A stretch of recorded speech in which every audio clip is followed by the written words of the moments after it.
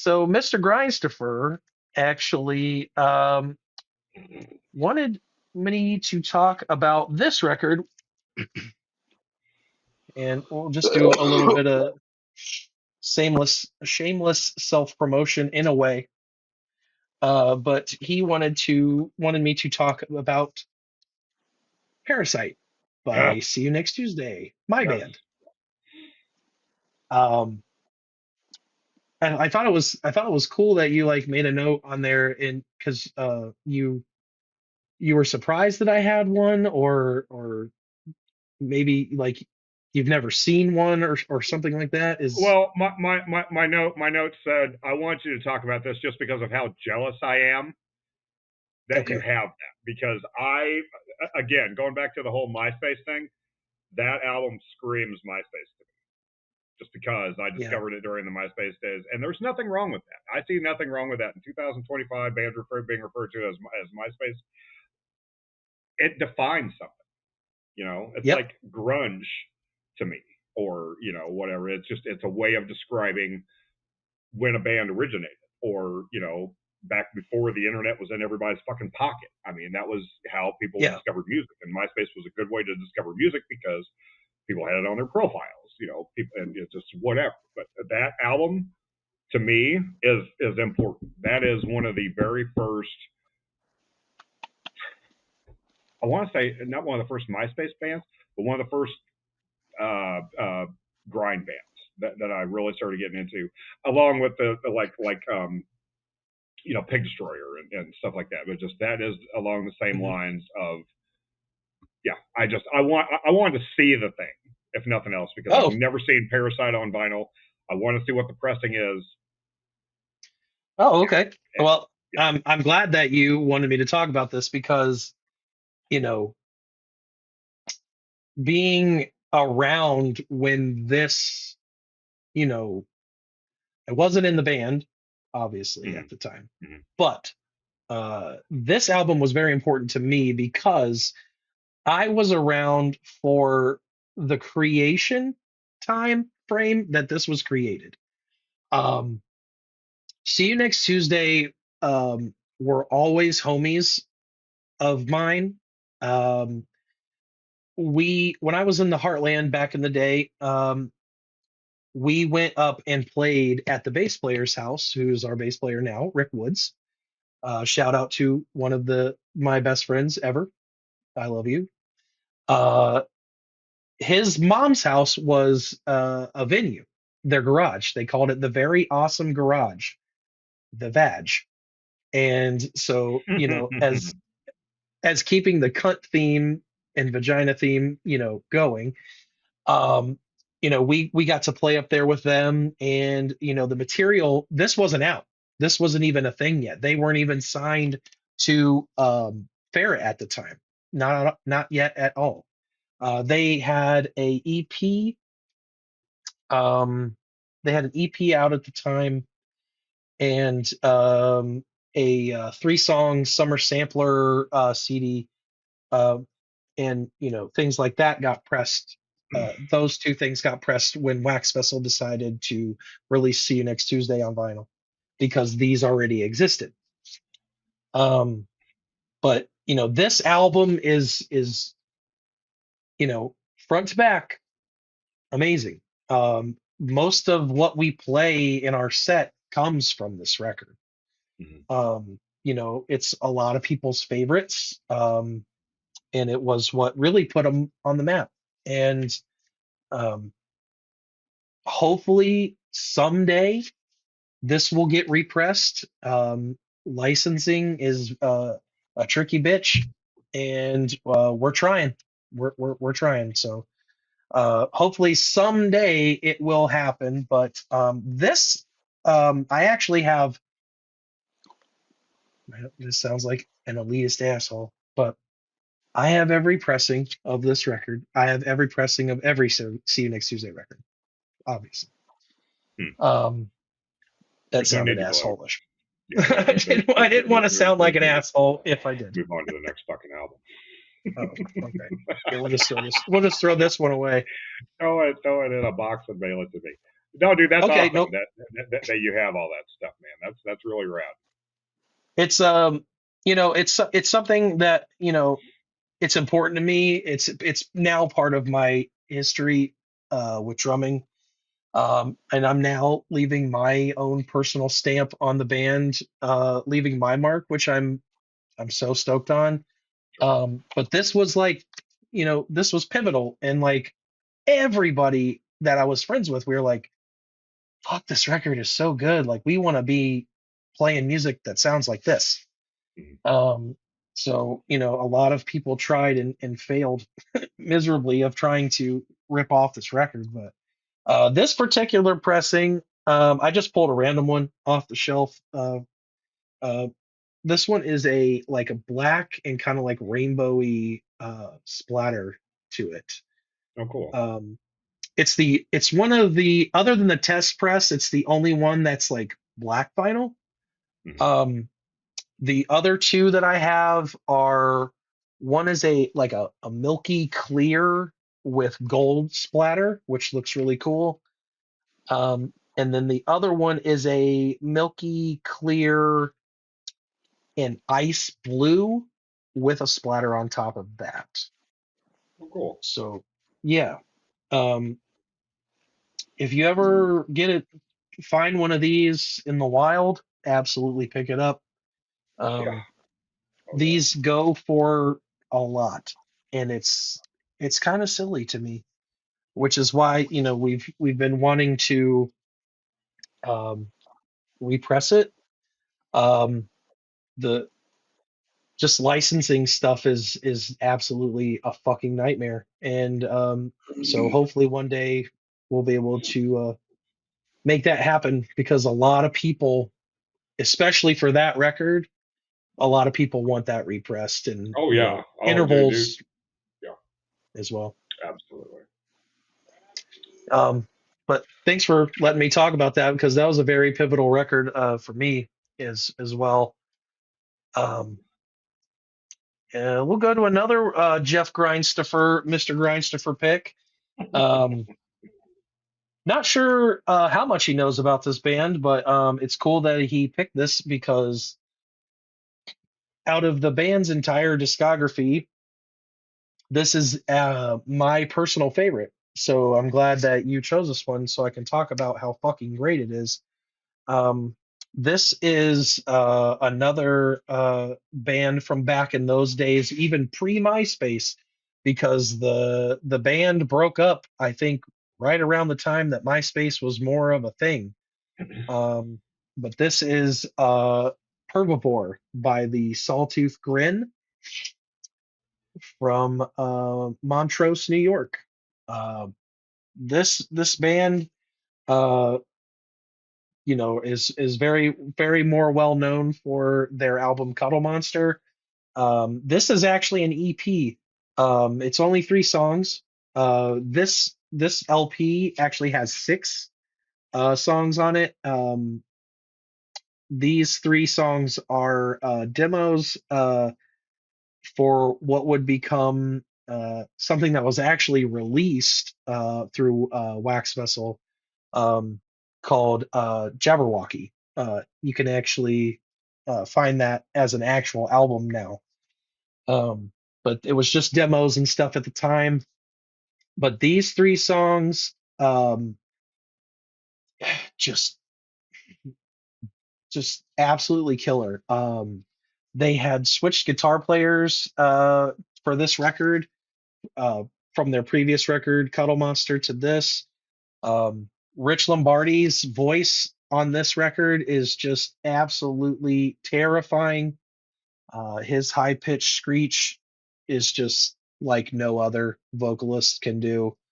Right. Um, their drummer, Thomas, one of the absolute greatest drummers of that time. He's no longer in the band. The band actually, their drummer now is John Carroll from the band The Number 12 Looks Like You. He used to play in that band for a little while. But this EP is just, it's awesome. I absolutely love it. It comes on this really cool clear with orange blob splatter, super rad. Oh yeah. I think I think it was limited to 300. Sold out instantly. The Wax Vessel uh, Right. moniker. Right. It's hand stamped number 76, which is cool. But yeah, Sawtooth Grin and I have a relationship with Rich Lombardi as being the center point of that relationship. Back in 2006, I joined his other project that he was in at the time called Cloacal Kiss from Raleigh, North Carolina, and didn't end up staying with the group for very long. It was only a couple months long, unfortunately. Just didn't work out, and the band stayed around for a little while longer. But I was their first attempt at a human drummer. They never actually succeeded on getting a human drummer, so they just left it up to Programmus, which was an iPod. If people remember iPods, the drum tracks were, loaded onto an iPod and played through the PA, and they played their shows, like that, which I think is it's cool because they would have samples in their set, and then like a typical count off like 4 count. But yeah, I'm stoked that you wanted me to talk about the Sawtooth Grin because Rich and I also had another relationship with music. A couple more times, we actually recorded a record that has never seen the light of day ever. I don't know if it ever.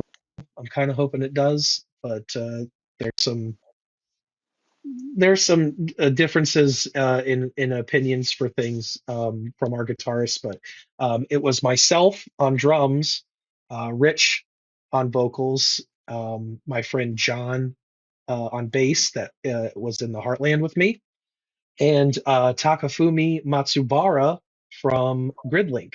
Oh shit. Yeah, Oh wow. uh, yeah. So Takafumi and I did the old uh, East West Blast Test um, thing where Dave Whitty went in and just played drums and whatever he wanted, and then Chris Dodge went in over top and then added everything else. I had that same idea, and I thought that was super cool, so I took that idea and ran with it. And Takafumi and I actually recorded 30 songs, 10 of which have vocals and are actually completed. So if one day we can all agree on stuff, um, we'll put it out. Um, but yeah, so he and I collaborated again then, and then we also collaborated with See You Next Tuesday when we did our remix record and did the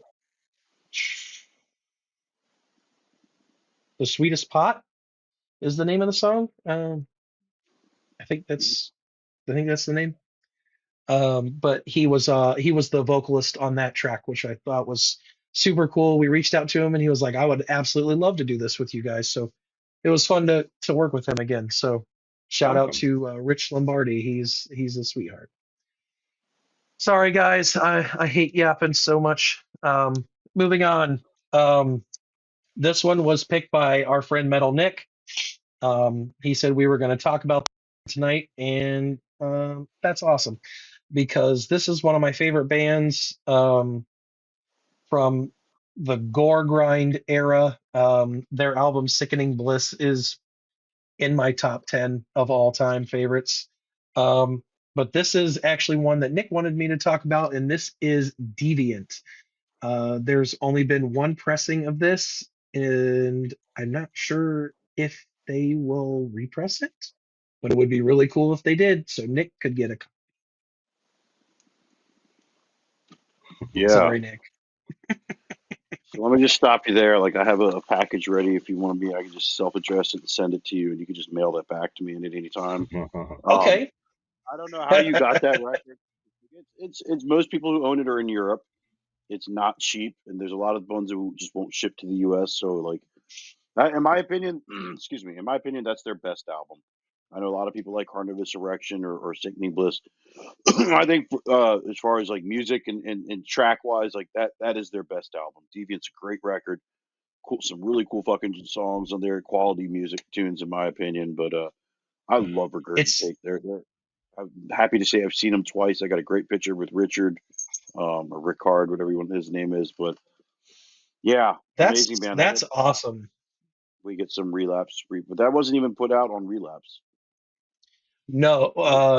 just the CD, I think, but it said it was it says on the back, which I think is super rad. It says licensed through Relapse Records. Mhm. But yeah, so I'm trying to go back to find when I bought this. I definitely got it through Discogs, and I'm just gonna do. Oh, here it is. Um, it came from Europe. Um, So, I think. No, I lied. This came from someone in the United States. Um, it popped up on Discogs randomly. I bought it in 2022, and I spent a whopping $58. uh, Hmm. And if I was looking. I was looking. I was literally looking through your want list today. Be like, what can I trade this guy for that record? nothing, What do I have? What do I have that James needs? man, I'm sure you have uh plenty of things that I need.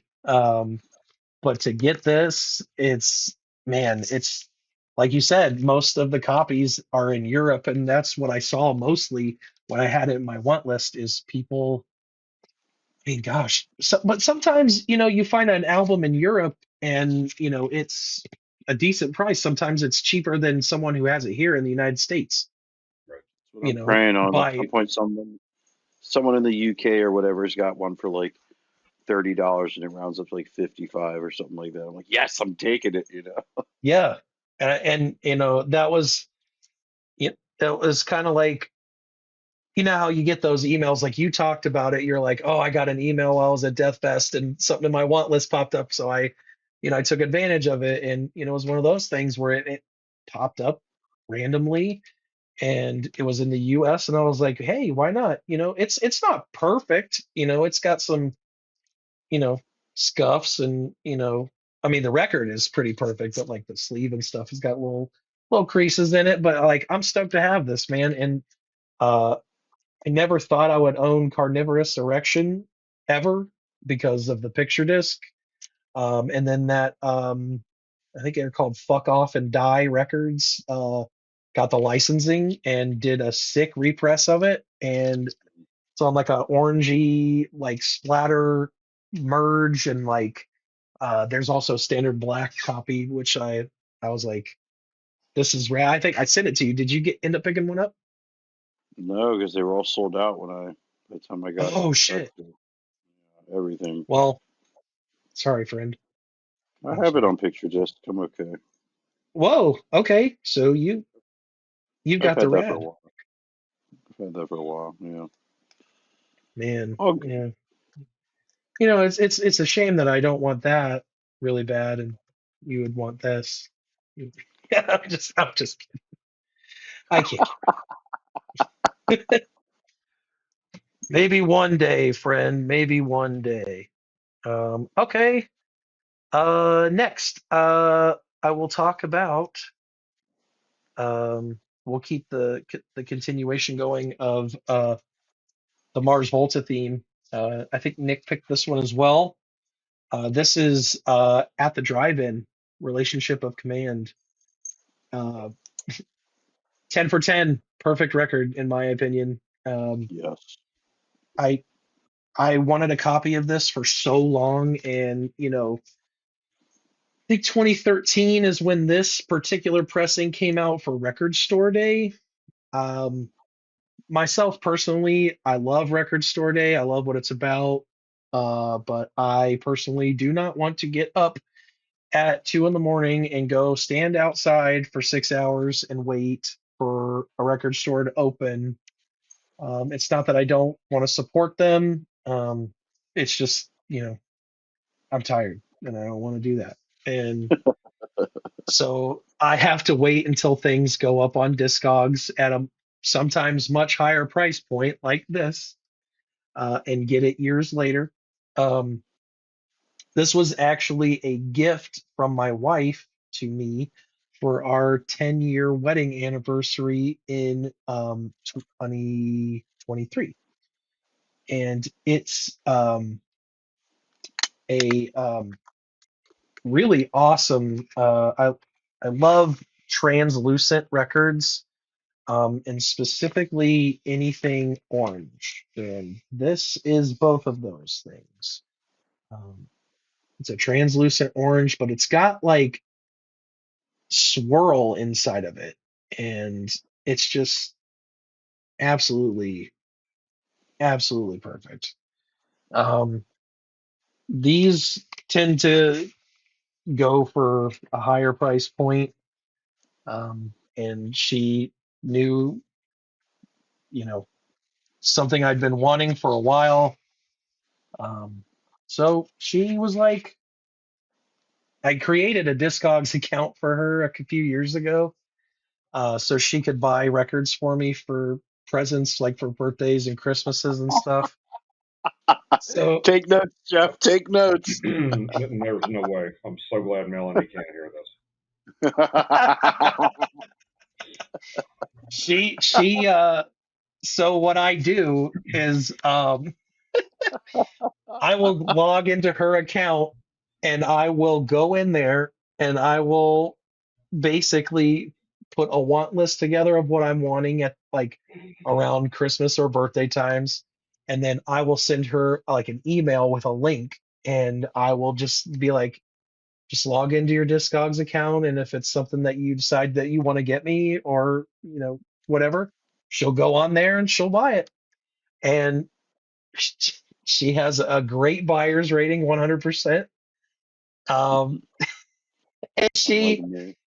it's so funny that like, I know some people would be like, no, I'm not doing that. Like, you got to send me an eBay link or some other shit, like, or, pick it out yourself, happy birthday. But she goes the extra mile, man. She's the best. And she picked this up for me, and I was totally shocked that she did it. She's only had like one problem, um, with a seller before, where they said they shipped it and they absolutely never did. And it turned out that that person was scamming people. So, she was bummed that she couldn't get it for me in time as a gift, but she ended up getting it through another seller. Um, but yeah, dude, that's so funny. But yeah, at the drive-in, perfect record. Yes. Very cool. So Jeff, uh, you thinking Melanie would be into that? Dude, that's a fight I don't even fucking want to bring up. I mean, like, I almost want to tell her whenever we get done, like, go in there and tell her what we were talking about, because she's going to say, "What were you happy that I couldn't hear?" Like, nothing. We were talking about, surfboards that they're selling in Tennessee. Yeah, Absolutely. that's an argument that no, there's no way, dude. No. I mean, Let me tell you it's something. possible. Child's wife Melanie used to hit me up all the time and ask for what records Alex, and I'd have to like send her a link to his want list on Discogs. Now she has that link permanently saved because it's like almost once a year she would ask me around Christmas. But that's you know No, that's a good idea to give your friend's wife, an idea of what to get, but to make my wife an account and then to not only send her hints of what I want, I would just no, dude. There's no way. I love my wife. She's great. We've argued 5 times in the last 20 years, and this would like just increase that. I would say, well, I sent you the link on the wish list. Why didn't you get that for me? She'd say, oh yeah, you sure did. Like just buy your own fucking records. I will No. say, like, I try not to make it difficult for her. I'll stick to a specific thing where, like, I'll just want one specific record and stuff like that. But Sure. and she's, there's been times where like I'll be like I would like this, but I didn't end up getting it, which is totally fine. But like I try not to bombard her with like too much, so that way she can, get, make her way through it, make it a surprise. Right. She kills it, so I'm stoked on it. Um, so here is another one. I think actually this was a Mr. Grindstoffer pick. Man, I like Mr. Grindstoffer. I need a pipe. Mr. Grindstoffer. This was a Mr. Grindstoffer pick. Fantastic band. I got to see them live once. It kicked a lot of ass. Their singer Ryan was an absolute sweetheart. He got me into the show for free, which ruled. Um, Threw me on the guest list 100 trillion years ago, but trapped them. Caesars in barren praise. that. Um, That is, just for the record, pun intended.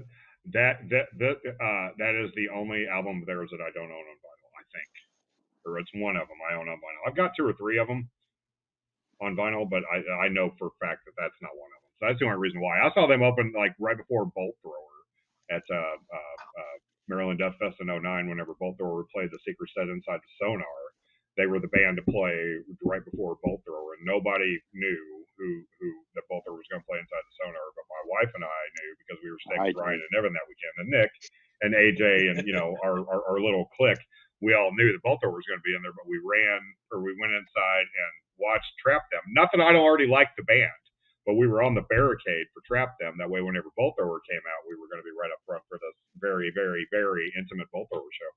And I saw them there, and I saw them with Converge a couple of times. An awesome band. I just think the album needs to be talked about. So. There's a good oh, photo of the singer like climbing over with his like arm up on my shoulder, like on the rail from that At show. Death Fest? Yeah. oh, that's awesome. Yeah.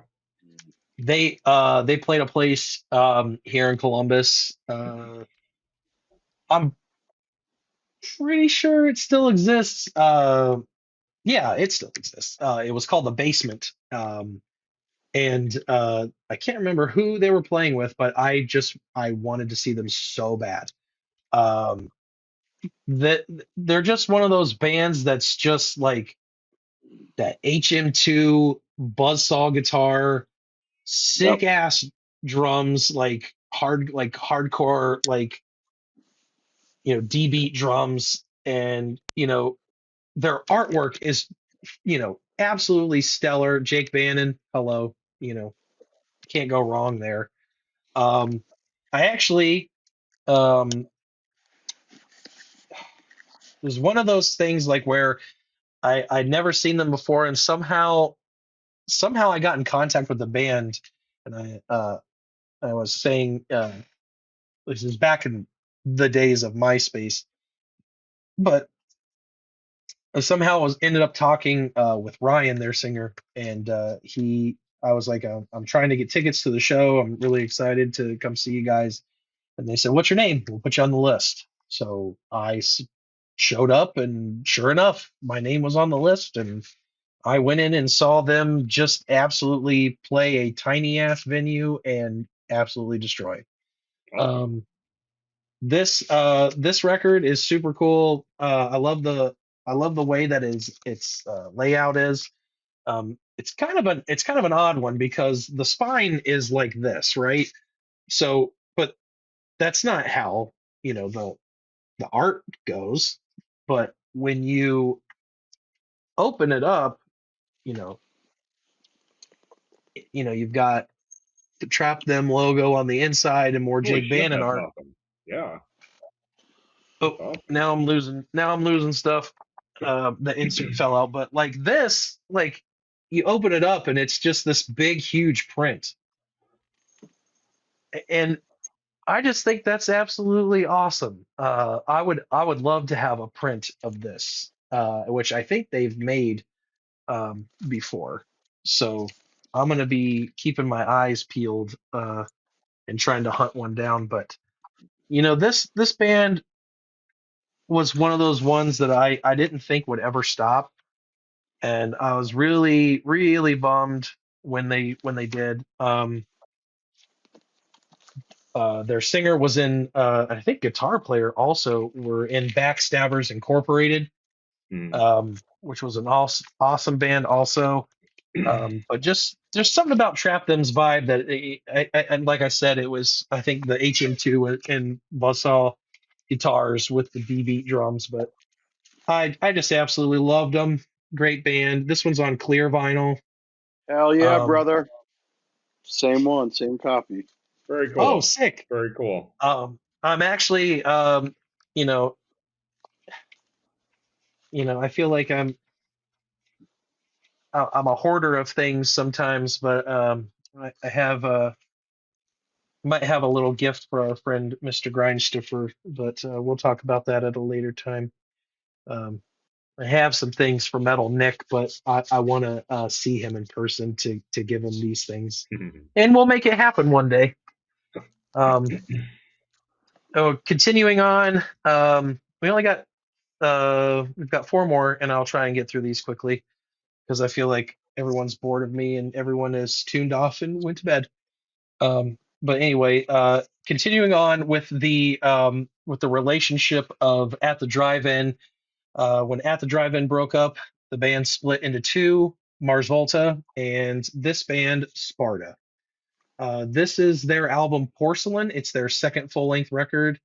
It came out in 2004. Hmm. Um, Up until last year, there was only one pressing of this. And just, you know, something about this record has really spoke with me. They have another one that's really great, everyone loves, called Wiretap Scars. That was repressed recently, also before this one. I think it was like 2 years ago. But I saw this band open up for Incubus on the Crow Left of the Murder tour. I did not know who this band was. I did know who the Mars Volta, or sorry, At the Drive-In was, because I live in the world and I had MTV, and I knew One Armed Scissor, but that's really the only album of reference that I knew at the time. Um, and then when I saw this band, I was like, oh my God, like I just absolutely loved the performance. The band opened up with the opening song, Guns of Memorial Park, and that song struck a chord with me. Absolutely incredible band live. They're actually, uh, I think the tour's over now, but it was like a month or two ago. They were out on the road doing the 20th anniversary, playing this album in its entirety, which I thought was cool. Um, the members are not the same anymore. The only person that still remains, I think, is Jim Ward, who Okay. was the other guitar player besides Omar Oh, well. in Yep. the At the Drive-In. But this turned out absolutely incredible.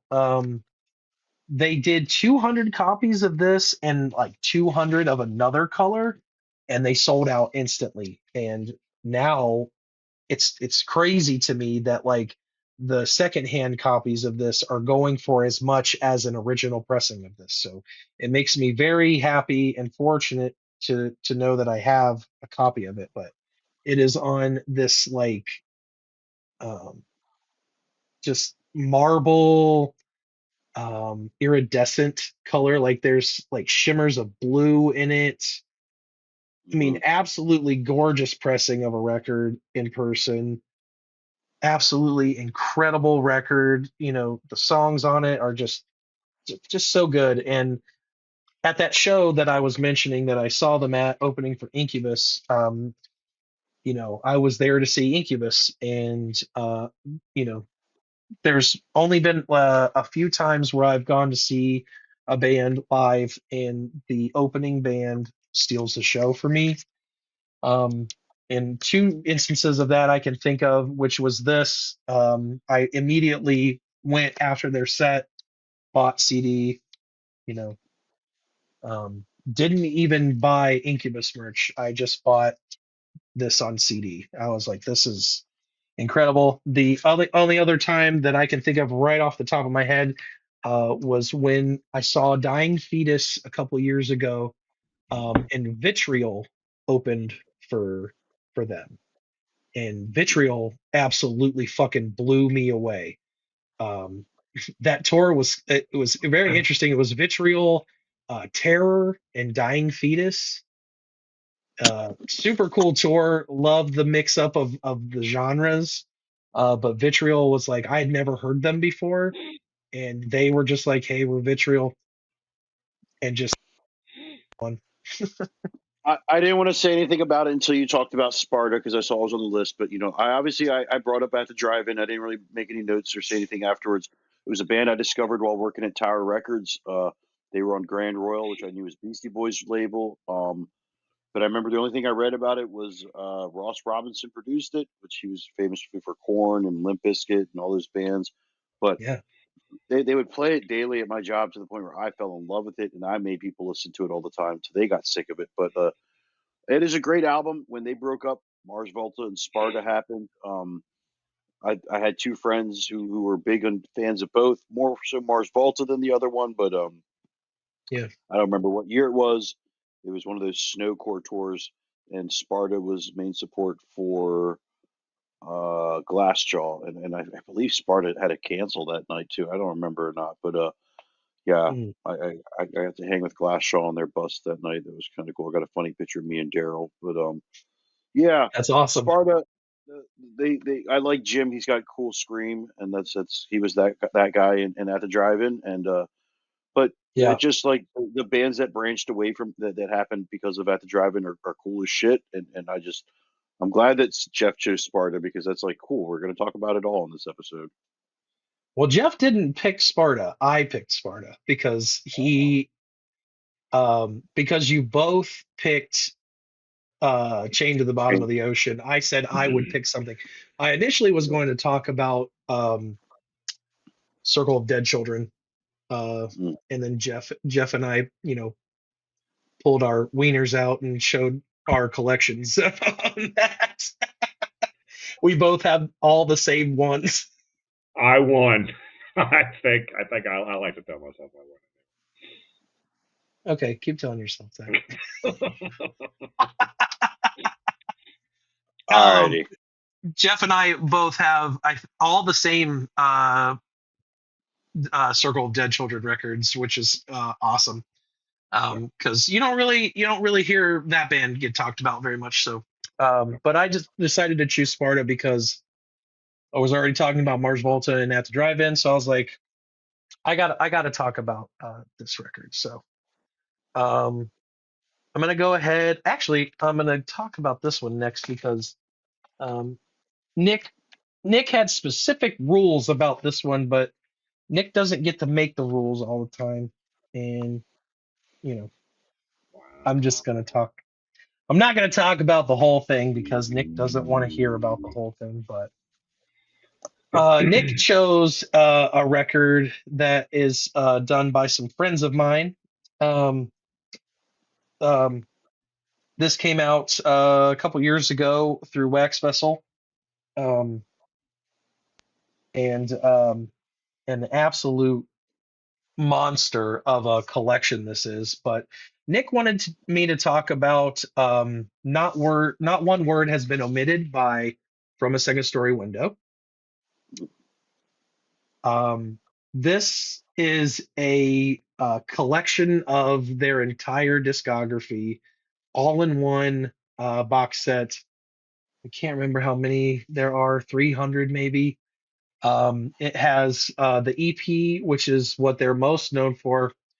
Um, has my buddy Sean on vocals for that. Close friend of mine. Shout out to Sean. Love you, buddy. His son is the one who's making the clocks out of my Warped records, which is Oh, sick. cool. That's amazing. Yeah.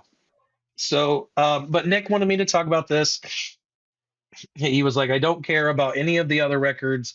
I I want just to want to see the talk about, yeah, he wants to talk and see about the Not One Word EP. But it has Delinda and conversations, and a collection of bonus material of like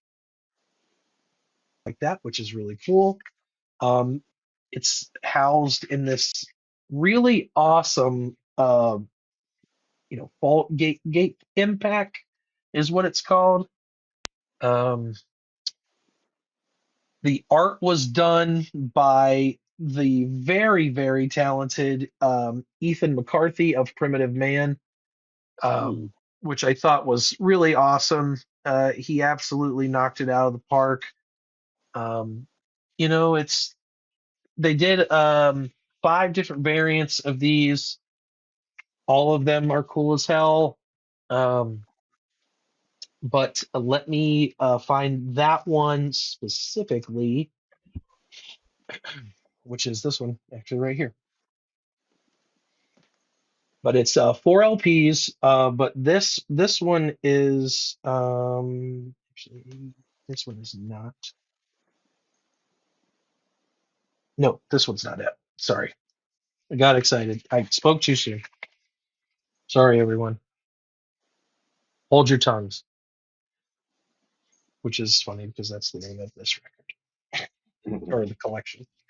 Um, yes. No,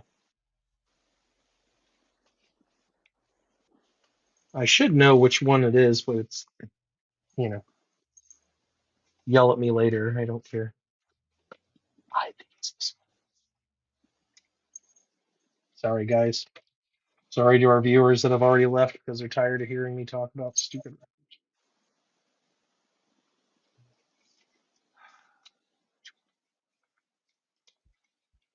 this one. Has to be number 4, right? Out of all of them. Wanted to make sure I was talking about the right one. Yep, it's this one. There you go. It's a very cool infinity splatter. Um, has, you know, just the most absolute beautiful colors. The different variants that they made for this, like they had one that had center labels cut up in it. You know, all sorts of shit, some splatters. Here's another one that's like a yellow or an orange and yellow with black, more kind of like Halloween looking.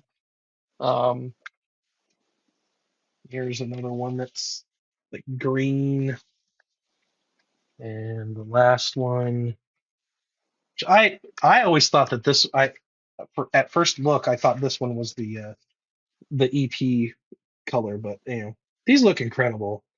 Wax Mage in Cleveland at Gotta Groove creates some of the most awesome records, to see. It's just super cool that this exists. And,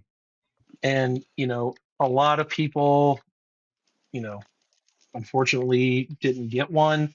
Oh The yeah. price points for these were kind of high. Not everybody can just, drop $200, $300 on a record.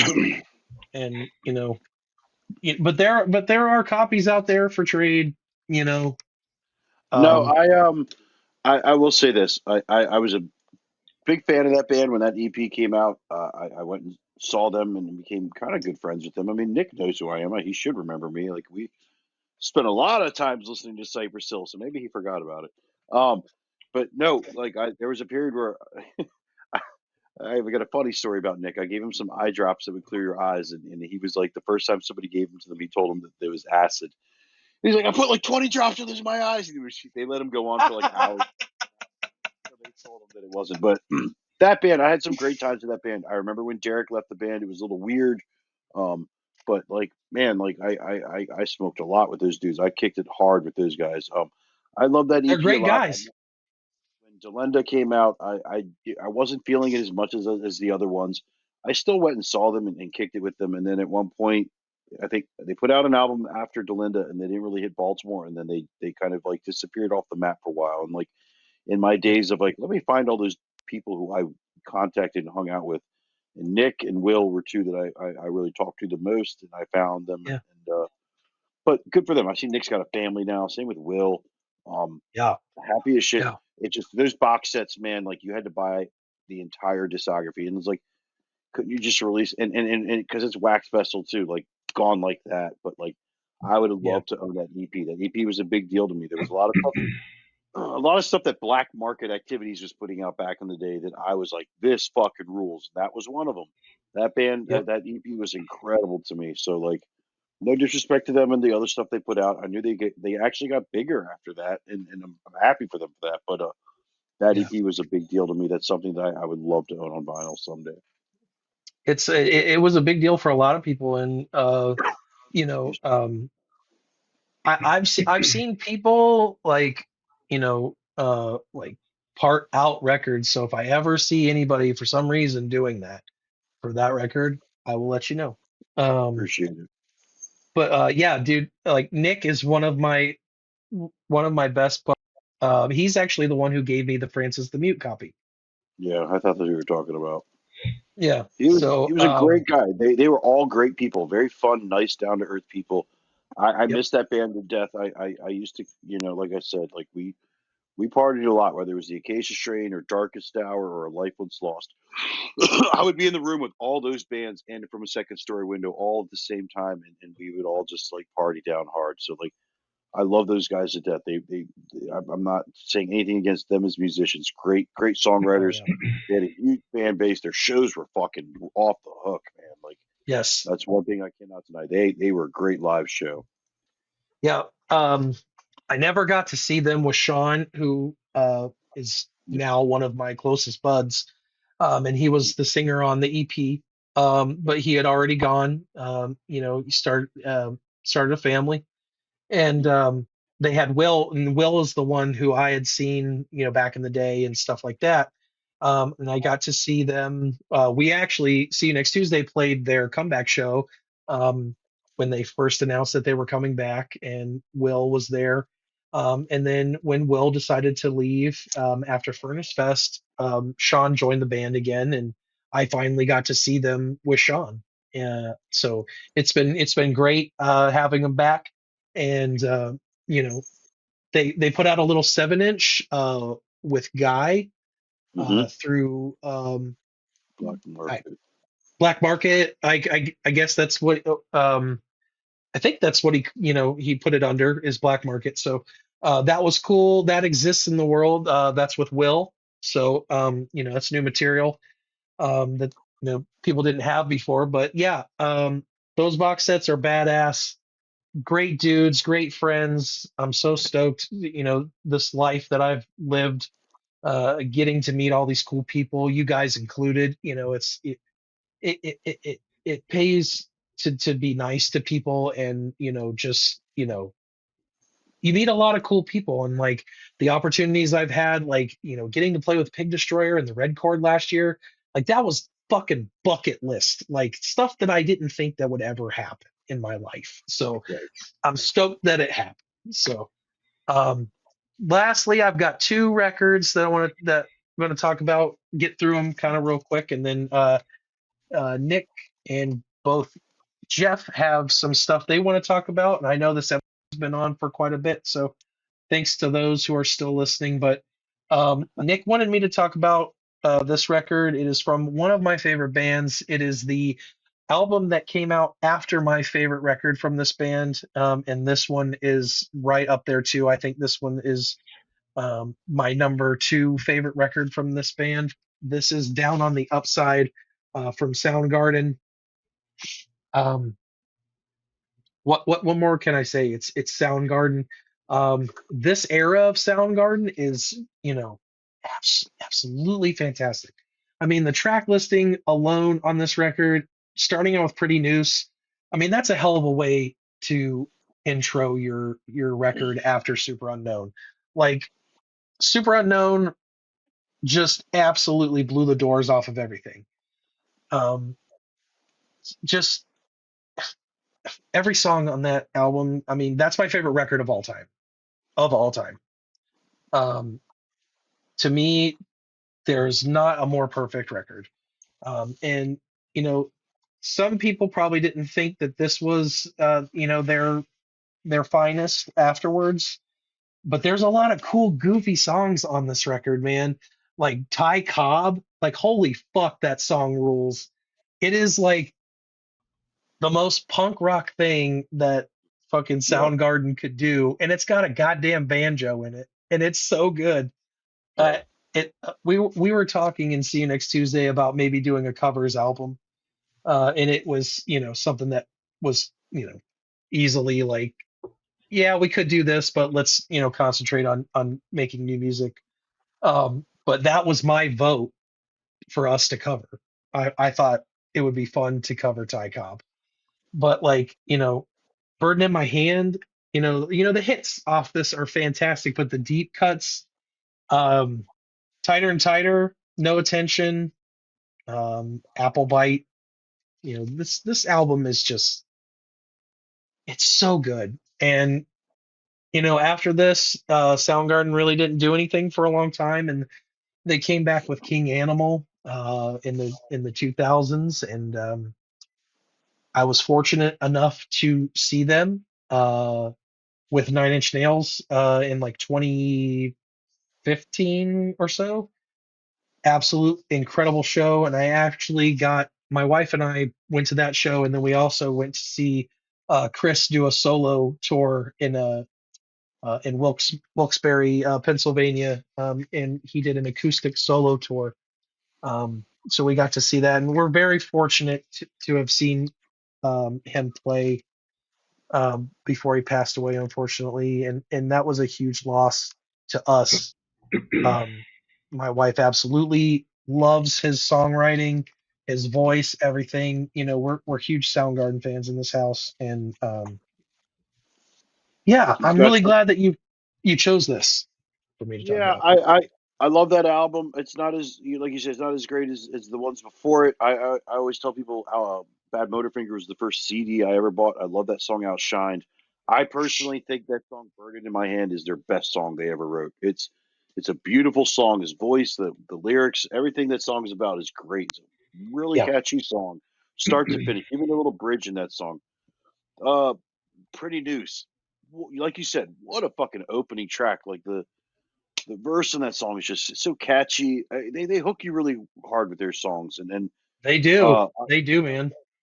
I was surprised because I remember how big of an album Super Unknown was when that record came out. I was like, man, like they're still fucking putting out hits. Like they're not a bad band. Chris Cornell had an incredible voice. They wrote, like you said, goofy, unique songs. But Yeah, as far as like the four grunge bands that came from Seattle, they had a unique sound. They never wrote the same album twice, and they always, I think they stayed true to what they wanted to do. And yep, yep. just I agree. a phenomenal effort by them, I thought. I agree 100% because Super Unknown and this record, had like what I call goofy songs, but like, Ty Cobb, I thought was a really cool song from this, but like, um, half off of Super Unknown is like a really weird, it's like got that like Indian vibe, like that, like in the weird vocal in it is, you know, it's just great.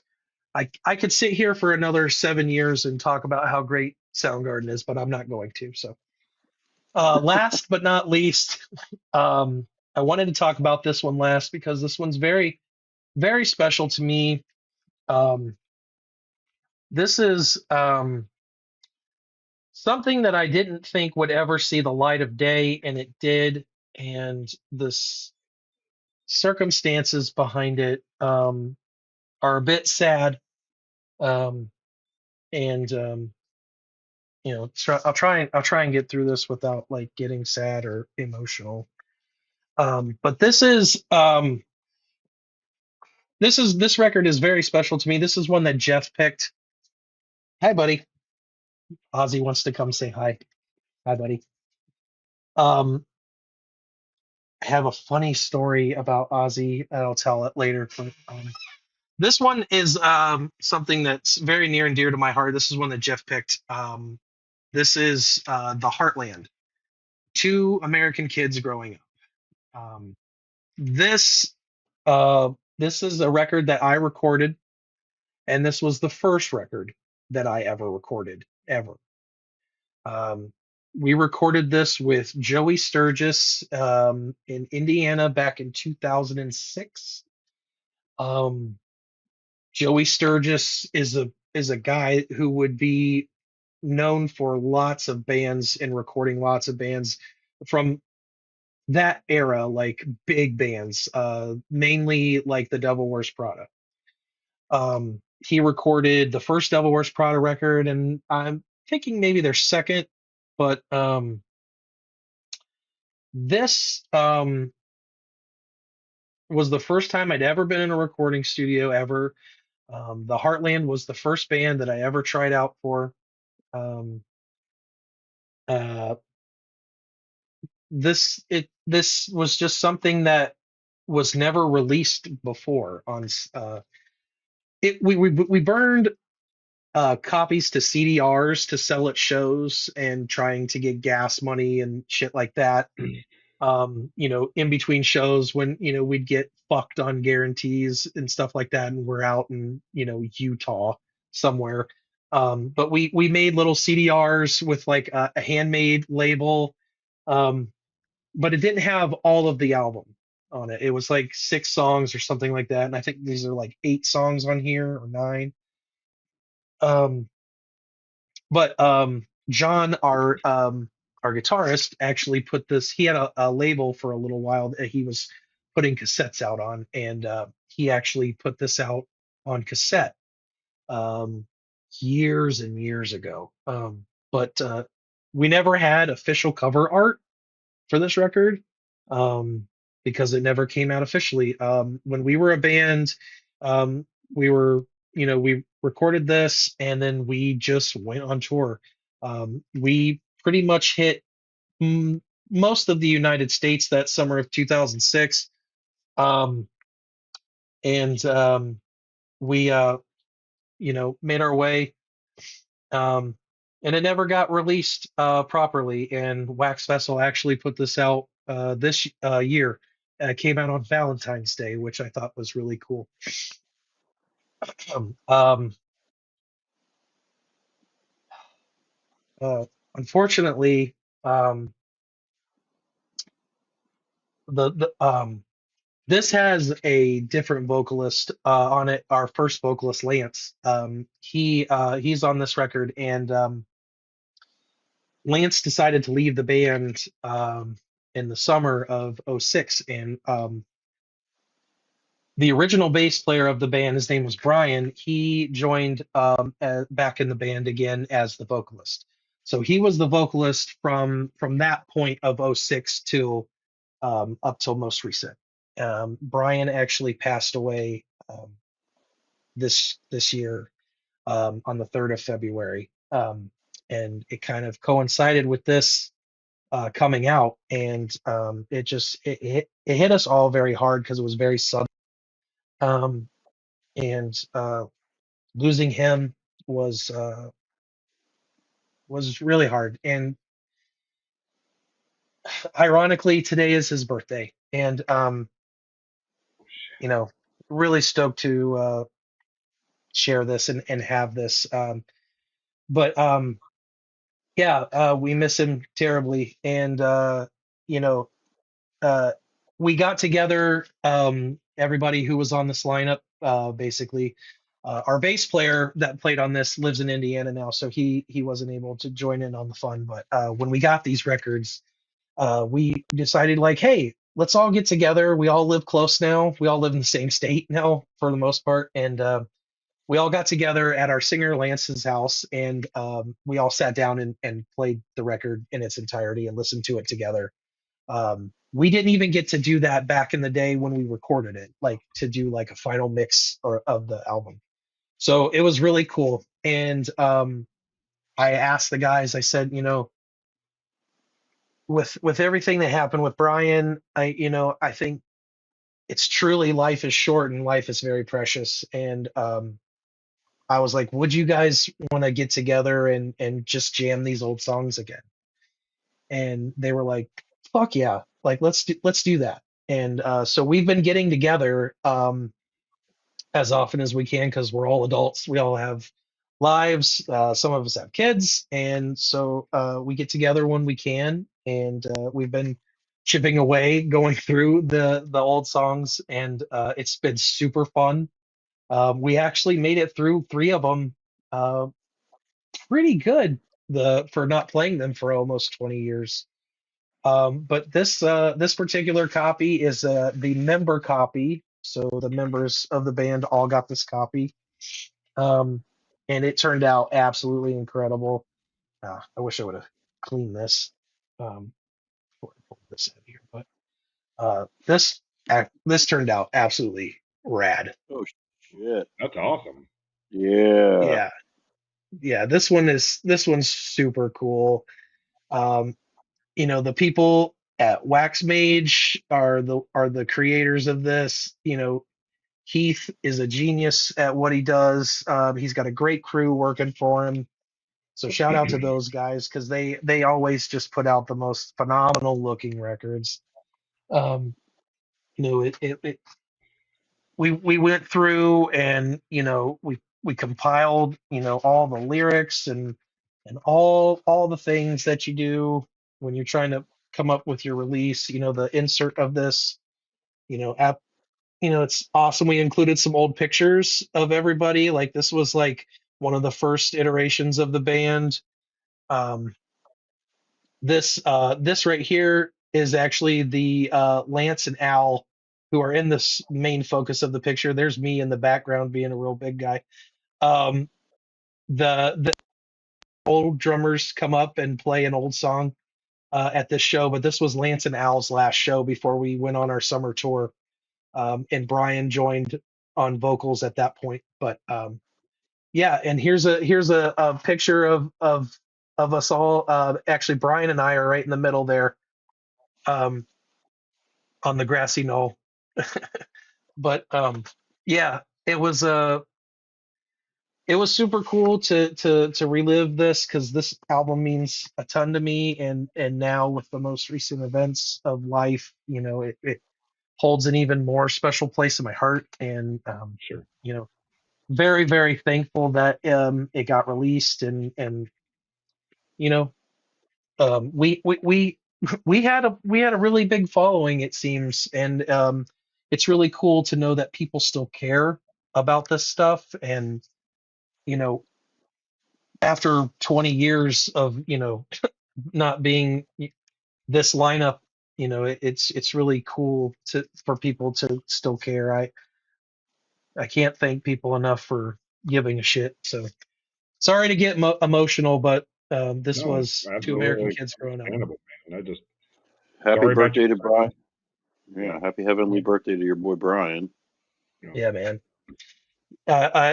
It was cool that you picked that, and that coincided with this.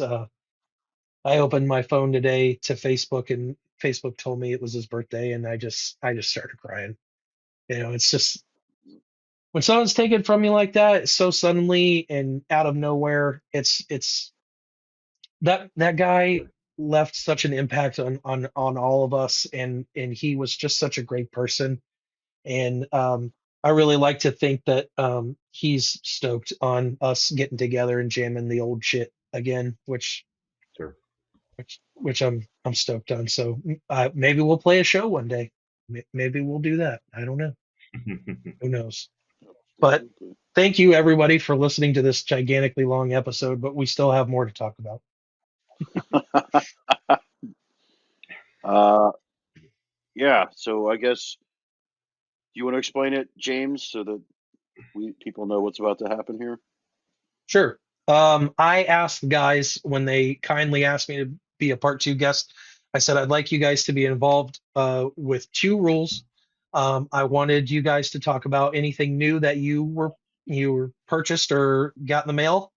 And then number two was I wanted them to talk about an album that was on CD or cassette that isn't pressed to vinyl, that is at the top of their wish list. And I think everybody has something in their collection that is not on vinyl that they wish was.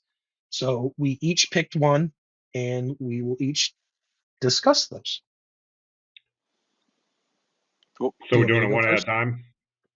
Yeah, Do yeah, everything go at for it. once. Do everything at So once. we're doing the new releases first, Yeah. or the Yep. new acquisitions. So a couple weeks Yeah. ago, as been discussed a couple of times, James and I hung out in Columbus, Ohio, whenever I was in town for Sonic Temple. The next day, whenever I met up with James, he gave me a care package of stuff that he has been involved with throughout the years. And the man has been, and every time I talk to him, I hear about more fucking bands that he's in. He's been in more bands than I have shirts. The first one that he gave me that I still have not opened because I still do not have a CD player anywhere to listen to this thing. I did listen to it on Bandcamp. It is good. Is a band called Map in the Museum. This is Unfortunate Fortress. This is from, help me out, James. What year? This is from 2024.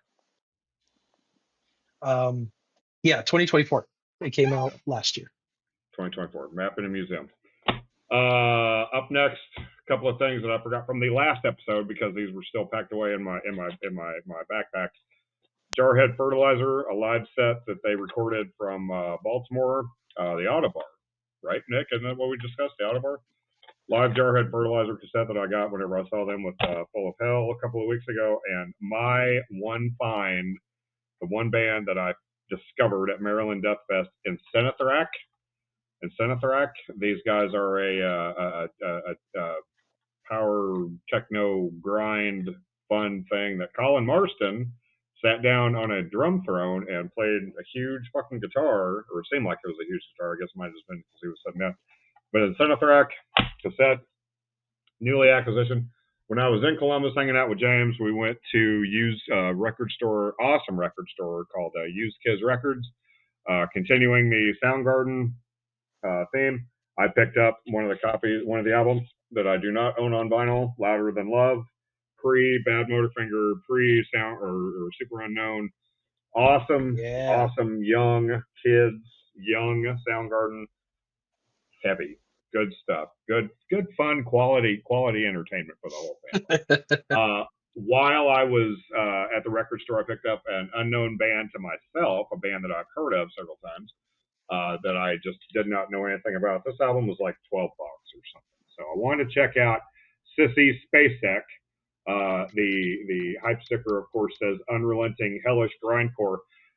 And my God, are they right? Holy fuck, this album is just like, I mean, it's like 75 3-second songs, and it's just demons come out of your speakers whenever you listen to this band. Awesome find. I've really wanted to check this band out because I've heard a lot about them from the different grindcore groups that I'm in on Facebook. Before we get into the crazy shit, found a copy of Weekend Nachos, the Bleed EP for $14 from Used Kids Records in Columbus. Could not pass it up. I do not own a copy of Weekend Nachos Bleed, but I do now. And they have a section, I forget what it's called.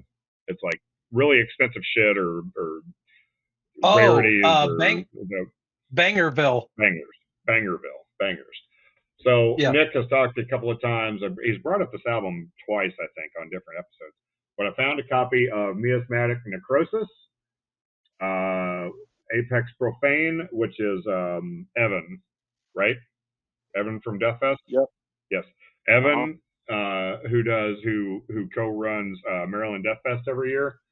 This is a pure 100% gore grind band from the United States, which apparently doesn't happen very often. This album is depressing. I don't know if this is the one that you have, Nick. Can't remember.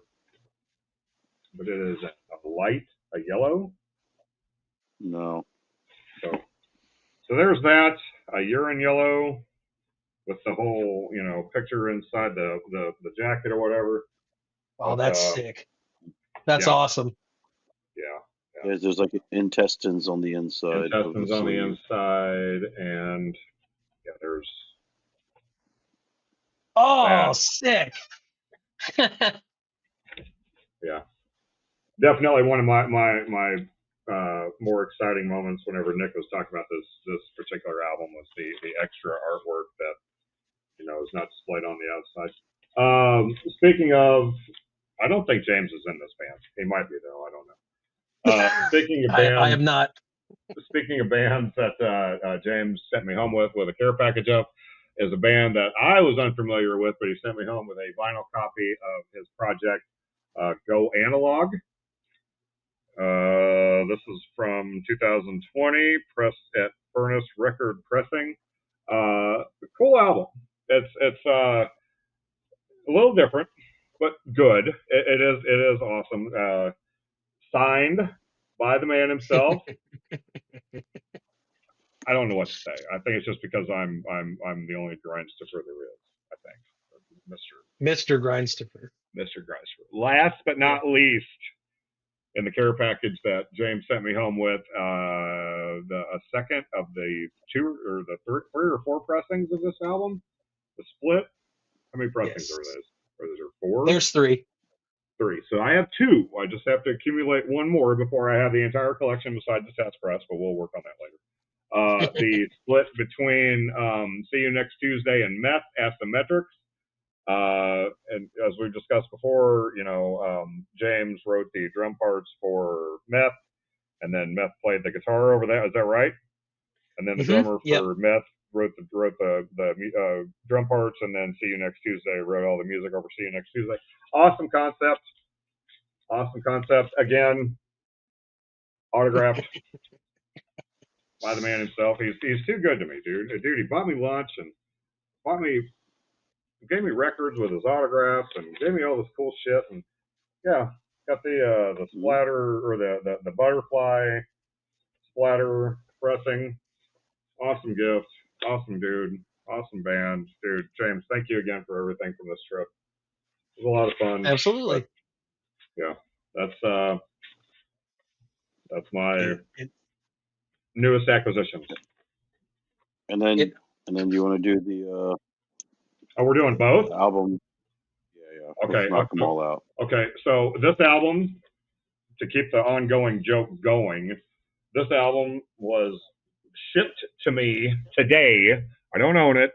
I got the notification I got an email notification saying that this album was shipped to me on cassette, because there is no vinyl copy, but this is a new project featuring Devin from Sanguis Shugabog and our good friend Adam Jarvis of Misery Index and Pig Destroyer, and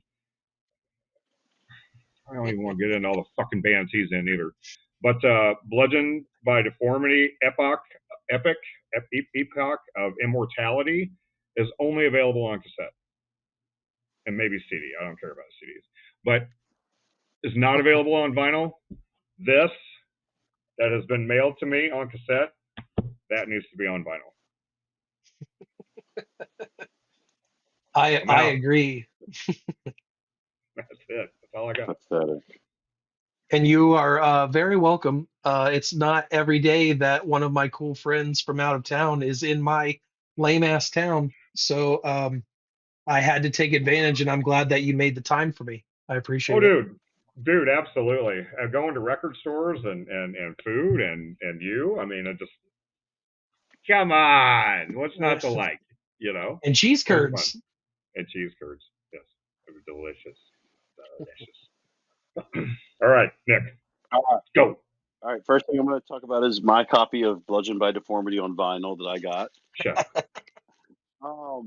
No, I went record store shopping yesterday. It was my birthday. We met up with our boy Cha from Big Destroyer. He took me to went up to the Frederick Record Exchange. The Record Exchange in Frederick. Came across The Last Command by Wasp on vinyl. It was a record store day release, I guess, the past year, with this cool yellow and black merge. Yeah, fucking awesome. I just saw them a couple months ago in Silver Spring, Maryland.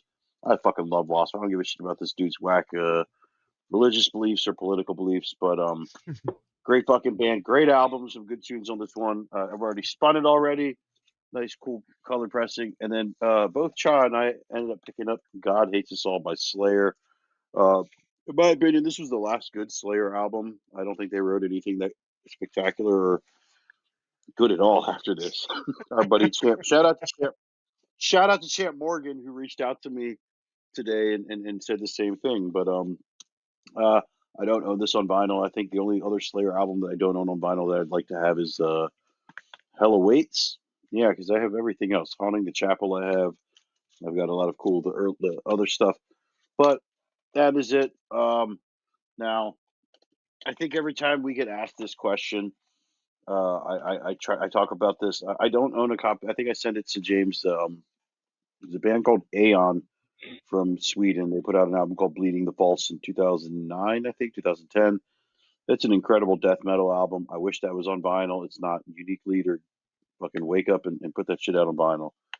I talked about this, I think, the last time somebody brought it up, and I'm going to talk about it again because I have a little bit of an update. Not really, but in the past episode, you saw Jeff and I we're at Maryland Death Fest, and we were walking around getting interviews with people.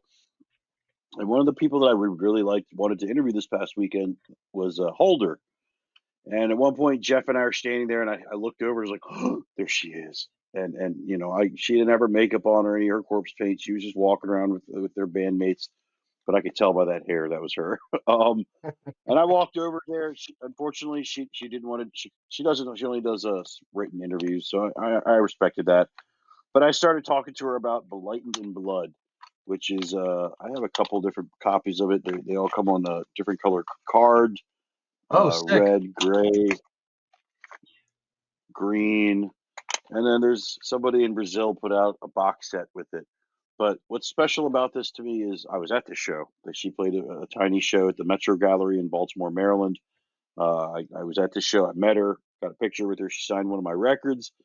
But when we were talking to her, the short time that I got to talk to her at Death Fest, I asked her, please put this out on vinyl. Put it out on the 7-inch. Like, complete the collection.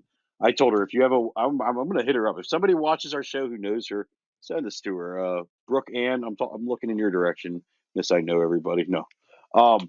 But I would love for this to be on vinyl. I hope that she heard me and thinks about it, because this was a cool EP. It was a live show that I was at.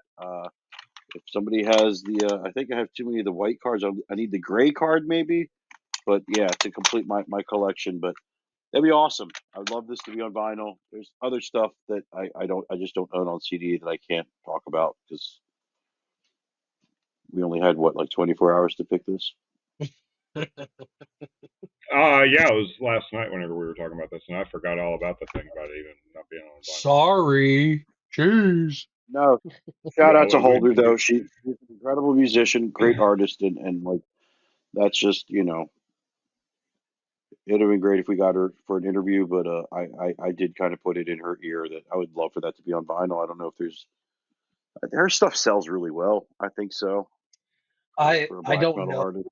I don't know. I have not heard, but I've seen the name a bunch, and you've talked about that cassette before. So yeah, I'll have to check. I'll check her out. That sounds cool. Oh yeah. Good stuff. Okay, my turn. Talk more. Sure. Everyone's like, shut up.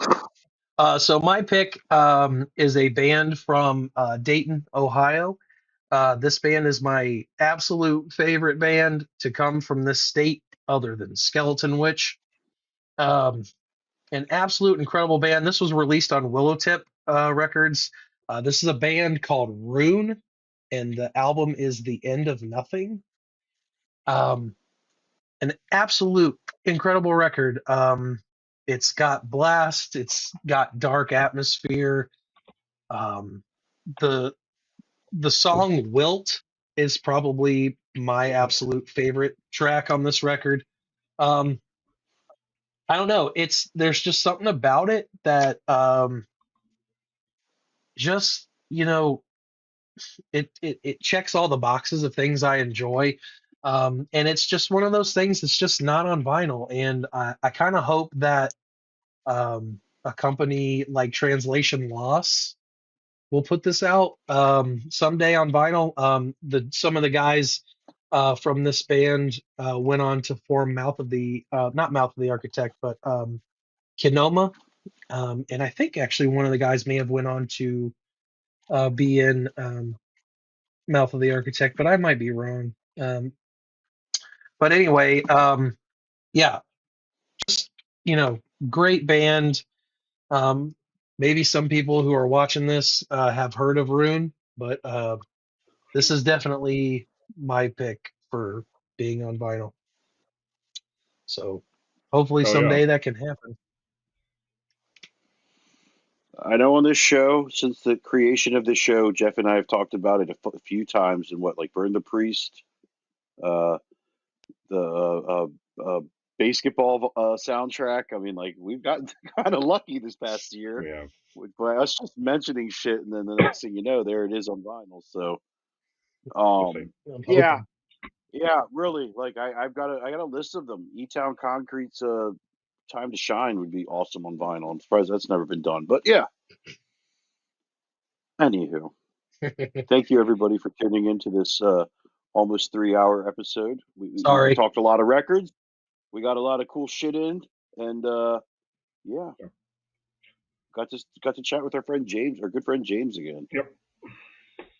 I appreciate you guys so much for having me on again. You guys are doing something really cool, and there's a market for people who want to know, what does that dude got in his collection, or what does she have in her collection, and the fact that you guys are having tons and tons of guests on, you guys are consistent on this shit. I mean, it's really awesome.